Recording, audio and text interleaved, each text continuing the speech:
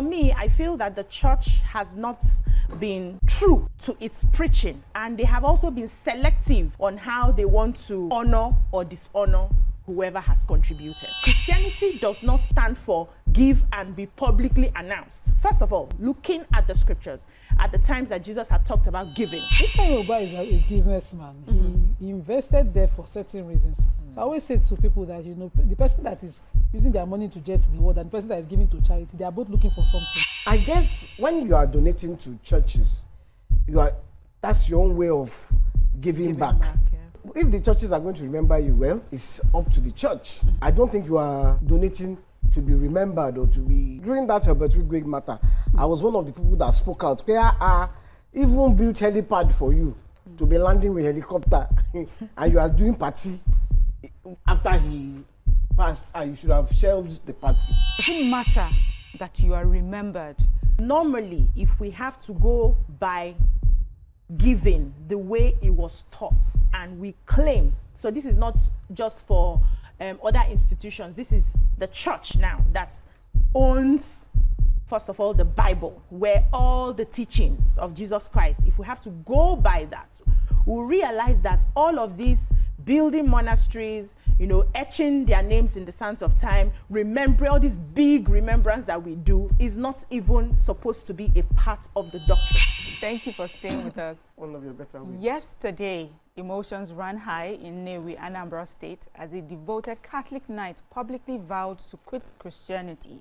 So Sir James Louis Okoye stood in the cathedral compound, his voice trembling with anger and grief, questioning why the late Senator Ifeanyi Ubah, a key supporter and pioneer of Nnewi Diocese Cathedral, was not remembered during its dedication. Evil is evil, he declared, apologizing to Ubah's spirit and calling it his last day as a Christian. The viral moment has sparked a heated conversation about respect, recognition, and remembrance, and today we're asking, what can the living possibly do for departed souls? What do you make of Sir James's action? Is it enough to denounce his religion? In honoring those who gave so much, where does fairness begin and end? What came to mind when you saw the video? Would like for you to join our conversation on 0201-635-2013 or 090-241-63440. You can also tweet to us at TVC Connect using the hashtag YourViewTVC. And we're streaming live on YouTube at TVC Entertainment.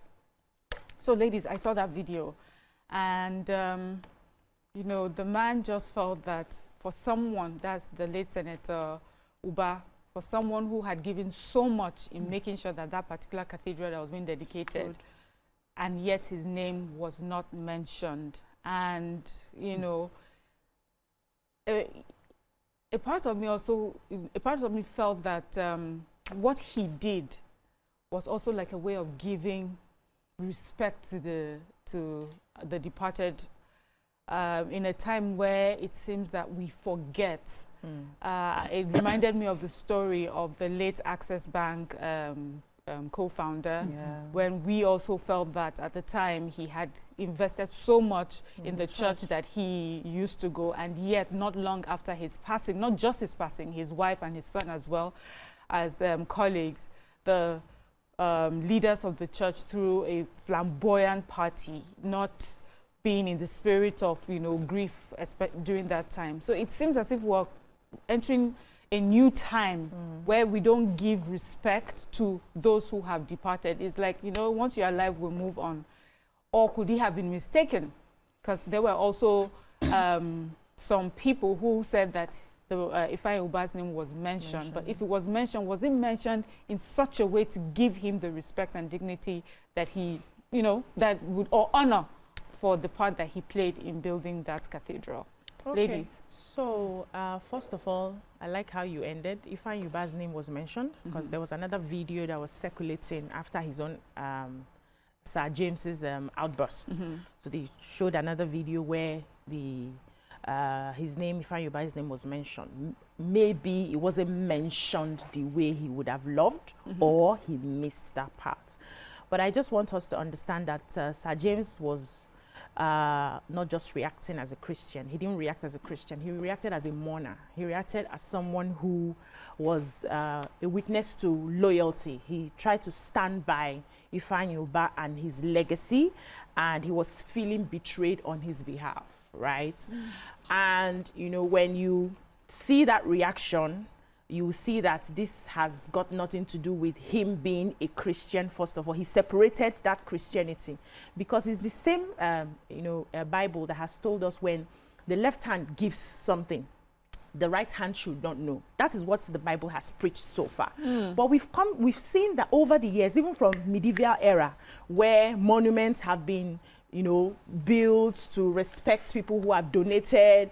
We see names, cathedrals, you know, given to people who have donated something, who have inspired something, who have invested something. So we see that on one hand. I also see the scripture that says, when the left hand gives, the right hand should not know. So for me, I feel that the church has not been true to its preaching for over the years. So it's not just about now, it's over the years. And they have also been selective on how they want to honor or dishonor whoever has contributed. So you see that in some places, they would honor you at their discretion. And some other places you hear that this person has put in so much, this person has done so much, and you don't get honor. It's the church or the institutions that now decide who they want to give honor to, who they want to build something in remembrance of, and not because they are following the tenets of Christianity as far as I'm concerned, which is even if you give, you are not supposed to be honored. Hide, give, and go away. So I think Sir James needs to understand, first of all, that Christianity does not stand for give and be publicly announced. First of all, looking at the scriptures, at the times that Jesus had talked about giving, it's not about being announced. But because the church over the years have been doing that for some people, it is now as if it's expected that once you have put in so much, like Ifeanyi Ubah, who they said contributed 70% of, you know, the building in that cathedral, he should have been probably raised up, given a monument, his name inscribed in the sands of the church and everything. It's now expected because the church does it sometimes and they don't do it at other times. But he needs to know that this is not Christianity. This is different doctrines playing out on how they want to do their thing. It shouldn't affect his personal relationship with Jesus Christ if he's actually a Christian. So that anger of, because he picked up his slippers, you know, where Jesus said in the scriptures, if you go preaching and they don't accept and you, they reject you, dust your, say he dusted the thing. He was really upset. This is his last day of, you know, being a Christian. I think that is getting too far. And I understand that he's in a mourning phase or he's feeling really bad for the dead, but that should not take away his faith. That's my humble take. So Ifeanyi Ubah didn't just die. He died in last year. Yeah. I think he's done mourning. The shock of, you know, how people quickly move on from the works. For some people are even alive, they don't move on from their work. You know, the things that, their sacrifices that they made. Ifeanyi Ubah is a businessman. He invested there for certain reasons. So I always say to people that, you know, the person that is using their money to jet the world and the person that is giving to charity, they are both looking for something. Of course. Don't miss it. Nobody is a fool. You know, he gave to that for a reason. Okay. Probably for a legacy, to remind his own children to follow his path of Christianity. A lot of reasons he could have been, and maybe this person was privy to some of it. When we did the Access Bank guy story, it was, you know, very shocking how people just move on. I had an experience where we were at a burial. 3 days after the person died, everybody was tearing chicken. They fought over food, you know, and you can imagine how people just quickly move on. The shock of it can make you question existence, question religion itself. And when it happens in a religious place, you will question religion again. Yeah. Is it the same thing that we are doing? Because you'll be surprised that, you know, if it is not documented, people will not remember that this church was built by him. He's dead. Who will tell the story? And when his children grow up and they want to insist on telling the story, they'll be said to be living in the past. The way people term things these days, you make it seem as if, why am I even living for others?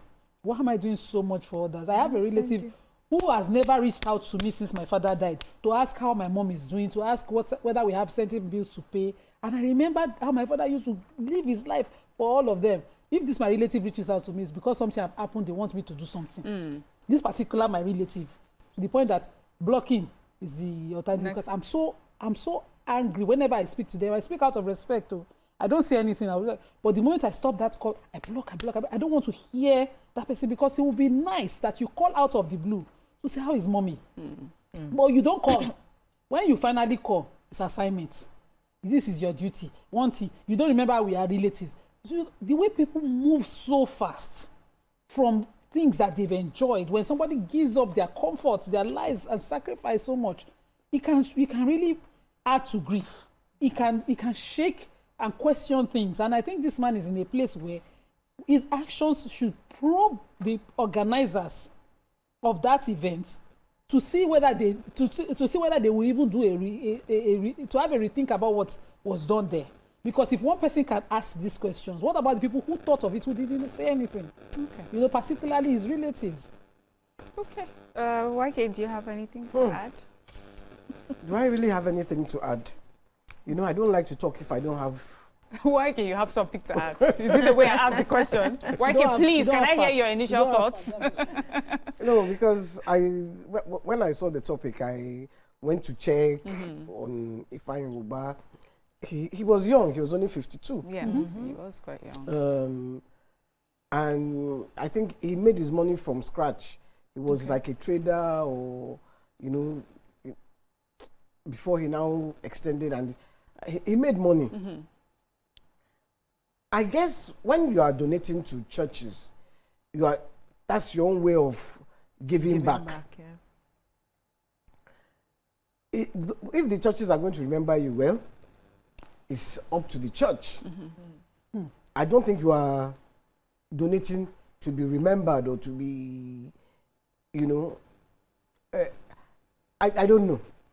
Yeah, you make a very strong point, because I was going to say, does it matter if we're remembered, especially after our passing? But I do remember that during that Herbert Wigwig matter, I was one of the people that spoke out. Where even built helipad for you to be landing with helicopter, and you are doing party after he passed, and you should have shelved the party. Maybe done the party maybe a year later or something. The people are still alive. So, but then that's the Pentecostal part of Christianity. Yeah, this is the Catholics. Do Catholics really do that?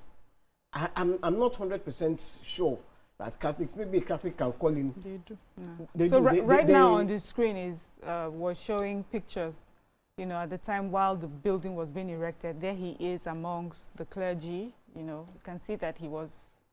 They do. Obviously respected and celebrated during the time that I feel one of the reasons. Once he left, they just... Yeah. So I feel one of the reasons why... before you go on to that, let's go on a short break. When we'll come back, we'll continue with our conversation. Stay with us. We'll be right back. Stay tuned. Your View will be right back. Thank you for staying with us. So, ladies, we're talking, about this honor and how it should be given. But, YK made a point, and I think BC also made that same point about giving as for religious purposes or for charity, especially when you're giving to the church. Does it matter that you are remembered? Usually they would say, you do this good and then your reward is in heaven. Shouldn't it be enough that our reward should be in heaven? And shouldn't it be a thing of pride that you're even able, if you're able to do things anonymously when, in church? So that's one. Then secondly, I would like people to add that if we did this charity towards church anonymously, it would not bring a situation where some people will feel that someone is more honored than the other. So this takes me back to Nima's point, which is about the fact that if you have given, you have invested so much into something, it's because you want to get something out of it, that nobody just gives like that. Because normally, if we have to go by giving the way it was taught, and we claim, so this is not just for other institutions. This is the church now that owns, first of all, the Bible, where all the teachings of Jesus Christ, if we have to go by that, we'll realize that all of these building monasteries, you know, etching their names in the sands of time, remember all this big remembrance that we do is not even supposed to be a part of the doctrine. So the church so far has gone away from that. And that's why people are now expecting that if I give to a certain level, I should be recognized. So the church now needs to start looking into that. Okay. Do we stay on this that no matter what you give, we'll recognize you, or we scrap it totally that everybody that has to give to a cause and you are giving to the church, it has to be anonymous. The church has to take a stand because you cannot rob Peter to pay Paul. All you right, recognize Nima, you not recognize. So that's the question you know. I asked. And we have a caller, Alex from Lokoja. Good morning, Alex. Alex, good morning. How are you? Good Fine, morning. thank you. Yeah, how do you do? How do you do? Fine, thank you. Happy New Year. Same to you. This is the first time of my getting you people. Yay. This 2-3 years ago. Alex, are you there? Yes, I'm there. Okay, make your point, please. Wait a minute. Here now. So my contribution is this. I Okay, just heard the topic people are discussing today. And are you hearing me? We can Yes, hear please. you. Please go ahead. Okay. So I just feel, to me, everybody has his way of perceiving things. To me, number one, you can do your job as journalists or whatever to make people know what's going on. That is clear. But and the other way around, the said person that says today is last day or whatever, as a Christian or as a Catholic, if that is what he feels and wants to do, and it's okay by him, let him go. Who cares? It is everybody fighting for his own salvation. If that is what he feels he wants to do, no problem. So I don't even see this as a topic for discussion, sir. But like I said, you're doing your job, no problem. Alex, shouldn't we care if a member of a folk is upset about something? Shouldn't it be instead, what can we do to appease him or explain to him better, instead of saying who cares? Whatever you do to appease this kind of person now, he will not listen to you, going by what I'm seeing him doing now on the television. As far as I'm concerned, that is what he wants to do, and let him do it. That is not mine. Finish. With or without him, the church will continue. If he says he wants to mention or whatever, even if they will mention itself, what has that got to do with his personal salvation? It is heaven we are all fighting to go. Simple. So even if me now donate 1 kobo, I don't mention my name, it doesn't matter. If you mention my name, it doesn't matter. That is how I see it. It is to God that we are doing that, not to man. So him that is wearing that big cloth or whatever, let him go and remove it and throw it away. Say, we don't need him again. Let him go. Simple. Hey God. So Thank What you, does it Alex. mean? Thank you for your contribution. what if, you know, by our own cultures as blacks, we honor the dead? Yes. You know, I still speak proudly of my grandfather, even though I never lived in his side, because I heard his children always talk laudably about him. And there's the way my father always closes every sentence that I'm the son of so person, you know. And we traditionally do that. And then you're seated at a monument built by a person who died just a year ago. And you feel that, because the things he was saying in the comments I read, someone was simply saying, they didn't even mention him, talk less of pray for him explicitly. Just that action, well, maybe to Alex it will be little. Yeah. But that one action can be like, this is in our custom where we know this our nowadays life, we know if you have money, you do something, people would respect and we worship money more. This is a man with money. Me that I'm putting my widow's mite inside is it me that they will remember if I die? Would they do you know, that singular can be like a betrayal to him. I don't know how people see it, but this is one person who's like, we've been doing this. Is this how it will be done? Because a full church service at this opening should have, you know, remembered him, prayed for him for his effort at least. Because when I mentioned that everybody does something for something, it's so that when they pray in that place, okay, Islamically, when you build a mosque, for instance, every time they pray in that mosque, you're rewarded. Maybe he would really wish that when there's any religious thing is done in the church and they pray that for the foundation, for the effort. Ifeanyi Ubah, may your soul rest in peace. Something as simple as that. I don't understand how we see it. So when you're saying, especially if it's done for others, so it seems like there's an unfairness that is happening. If this is what is usually done, but what if it's not something that they do anyway? But this particular person feels a need for this person should be made special, to be specially recognized. If it's not something that the church does anyway. The church doesn't do mass. I'm just asking. So the church has a prerogative to choose how they want to recognize and remember, right? Because they have already moved away from what was directed by the Lord Jesus Christ. So they are now doing based on how they feel and what is convenient for them. And we know that many institutions, they accept the gifts and reject the giver when it's convenient. Everywhere in the world, from history, from the people who built the churches, the synagogues, the what's it called, different places that they have built all over the world. When it's not convenient for a particular organization, they can reject. They've accepted the gift, though, but they can throw you under the bus and say we disassociate with so and so person. That has been how human beings have always operated. Then secondly, history is not just what happened. It's also what is allowed to be remembered. There's what we do in this everywhere in the world, which is selective history. When people sit down and tell you this is how this happened, this is how this happened, and you are checking the history books, you see that some things were removed, ignored, or cancelled that are not represented in the history. And that's how these organizations work. So you as a human being, when you are giving to an organization, you are giving to a church, right? You ask yourself, what am I giving for? What's your intention? What are my intentions? Why am I doing this giving that I'm giving? Don't die now. Sorry, Helen has been holding on for a while. Helen, good morning, Helen. He didn't make any expectations. He made peace. Oh, so sorry about that. Let me just quickly finish. Have any expectations. He don't die. Yeah, exactly. We are talking about how does it? I'm sure. How is it interpreted to those of us living? How do we learn from that? I'm sure that while he was giving, the giver himself did not have any expectations. He gave according to what he believed. No, we don't know. We don't know. He gave according to, because he didn't complain. He wasn't. His family members are not coming out to complain. They may be whispering, but nobody's coming out boldly to complain. It's not somebody else who is complaining on their behalf, and that person needs to understand. They said 70% of that church was built by him. So now we have to ask ourselves, if we are giving to whether it's God, whether it's charity, what are our intentions? Why are we giving? What sort of recognition do we want or do we need? And if it doesn't come, do we now retract what we have given, or do we start swearing because it did not come? Okay. So we need to make peace with ourselves. So that's Christian too that is getting upset that they did not do what we expected the church to do. Let's hear Israel first, who has called us. Funerals. Israel, good morning, Israel. Good morning, madam. Good morning. I'm very happy to relate with you guys.